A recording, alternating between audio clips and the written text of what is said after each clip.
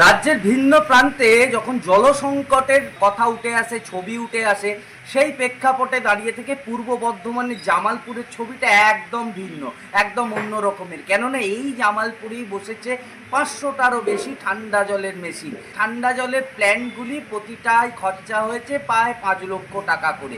কেননা এই পূর্ব বর্ধমানের জামালপুরের বিস্তীর্ণ এলাকা শ্রমজীবী মানুষের বসবাস। এই এলাকার মানুষের দীর্ঘদিনের একটি দাবি ছিল যে তারা পানীয় জলের দাবি করেছিল, কিন্তু পানীয় জলের দাবি করতে সরকারের থেকে যেটা এলো সেটা হচ্ছে বরফ ঠান্ডা জল, পরিশুদ্ধ পানীয় বরফ ঠান্ডা জল। এই পূর্ব বর্ধমানের বেশিরভাগ এলাকা গ্রামের ভেতরে এবং যেখানে রাস্তাঘাট কলেজ রয়েছে এবং তার সাথে সাথে বাস স্ট্যান্ড সর্বত্র প্রায় 500টারও বেশি ঠান্ডা জলের মেশিন বসেছে। করে দিয়ে খুব উপকার করেছে। আমরা গরিব মানুষ, আমাদের তো ফ্রিজ কেনার ক্ষমতা নেই, আমরা মাঠে ঘাটে খাই, দিয়ে মাঠ থেকে এসে রোদ থেকে এসে একটু ঠান্ডা জল খেয়ে আমাদের খুব তৃপ্তি হয়।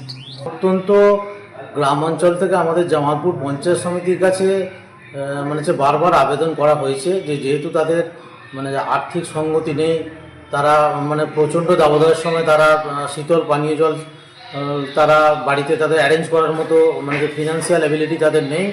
তো সেই কারণে আমাদের জামালপুর পঞ্চায়েত সমিতির পক্ষ থেকে এ যাবৎ আমরা মোরলেস 300টারও বেশি ঠান্ডা পানীয় জলের যে আমাদের স্কিম সেগুলো আমরা জামালপুর ব্লকের বিভিন্ন প্রান্তে আমরা ইমপ্লিমেন্ট করেছি। এই যে পাড়ার ভেতরে ঠান্ডা কল হয়েছে, এতে আমাদের পাড়ার মানুষ খুবই উপকৃত। আমরা সাধারণ খেটে খাওয়া মানুষ, আমাদের এমনি সাধারণ মধ্যবিত্ত ঘরের এমনি দিন মজুরের তাই এই যে ঠান্ডা কলে জলটা পড়ে দেওয়ার জন্য প্রতিটা মানুষ এই কল থেকে জল খেয়ে ঠান্ডা জল খেয়ে বিরাট উপকৃত। পূর্ব বর্ধমানের জামালপুর থেকে কুণাল চট্টোপাধ্যায়, আমার সব।